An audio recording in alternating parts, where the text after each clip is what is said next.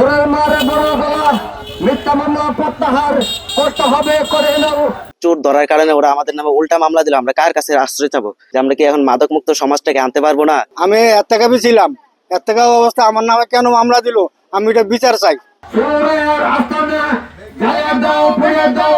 বাবা করের আস্তানা জ্বালিয়ে দাও, পুড়িয়ে দাও। মিথ্যা মামলা প্রত্যাহার করতে হবে, মাদকের বিরুদ্ধে বিচার চাই, বিচার চাই।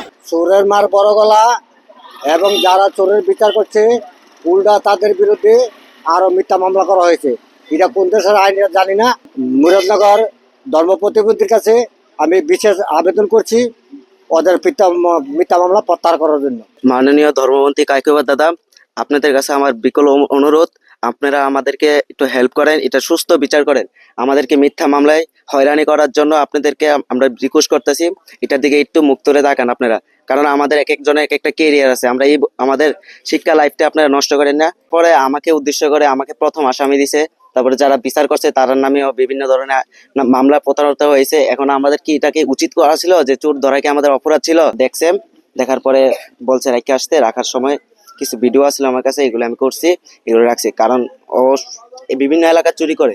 কিছুদিন আগে ওইখানে রড চুরি ধরা গেছে। চুরি হয়েছিল, চুরির কারণে এলাকার মান্যগণ্য ব্যক্তিকেও এবং মাদ্রাসার যে ম্যানেজিং কমিটি ছিল তাদের মাধ্যমে যে বিচার হয়েছিল, বিচার হওয়ার পরে বিচারকদের উল্টা আবার তাদের উপরে মামলা করা হয়েছে, চোরের পক্ষ থেকে মামলা করা হয়েছে, যার কারণে আমাদের গ্রামের গণ্যমান্য ব্যক্তিরা আজকে মানহানি।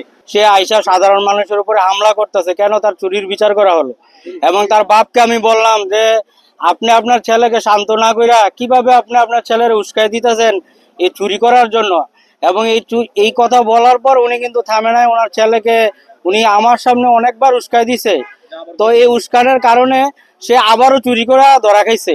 মাদকের বিরুদ্ধে বিচার চাই, বিচার চাই। মিথ্যা মামলা প্রত্যাহার করতে হবে।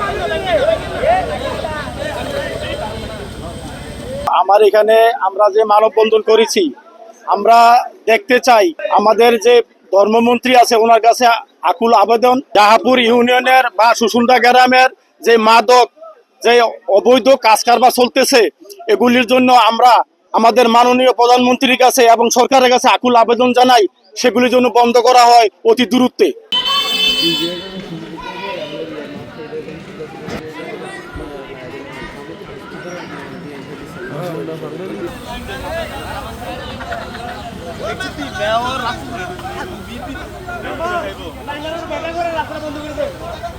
আমাদের গ্রাম সুসুন্ডা এখানে একটা চুরির ঘটনাকে কেন্দ্র করে একটা মীমাংসিত বিষয়, মাদ্রাসা চোর হাতে নাতে ধরার পরে এটা গ্রাম্য সালিশে গ্রামের যারা দায়িত্বশীল লোক আছেন তারা এটা পারিবারিকভাবে মীমাংসা এবং গ্রামের সবাইকে নিয়ে এটা মীমাংসা করছেন।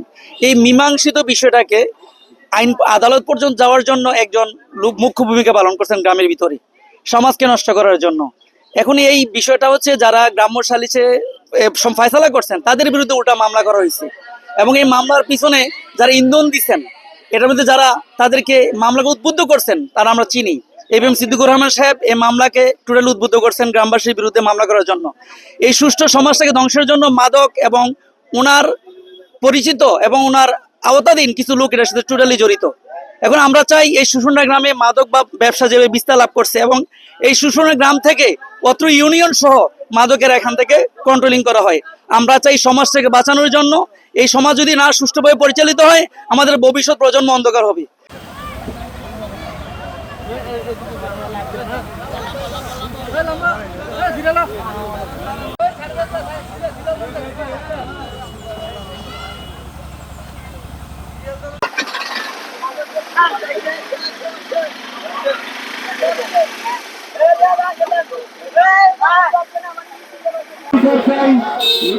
প্রত্যাহার করতে হবে, করে নাও।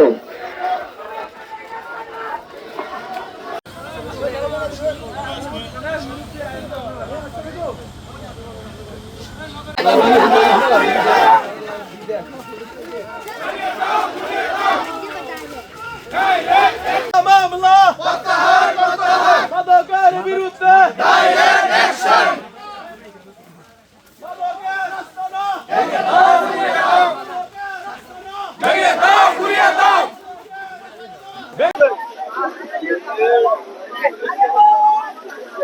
হাজিরা